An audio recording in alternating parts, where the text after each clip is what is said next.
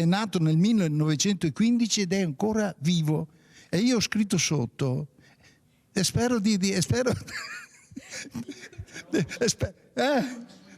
e non ho nessuna intenzione di morire. Scherzava così nel novembre del 2011 Bruno Capovilla, commentando un errore riportato dall'enciclopedia Wikipedia che scriveva nato nel 1915, ma l'attore, simbolo della padovanità, si è spento esattamente 10 anni dopo, martedì sera. Il regista e autore teatrale, nato nel 1926 a Peraga di Vigonza, è morto in ospedale dove era stato ricoverato per problemi respiratori. Io scrivo le commedie a mano. 60 commedie scritte, anzi regalate alla sua città, rigorosamente in dialetto padovano. Personaggi nati dalla tradizione popolare, portati e interpretati da lui stesso a teatro, sempre pronti a far scoppiare una risata che Capovilla considerava una medicina.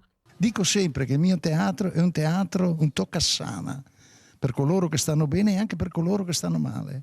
Non andate dal medico, venite a vedere le commedie di Bruno Capovilla. E lui è mio Paolo. E se siete qua avanti che mi casca per terra.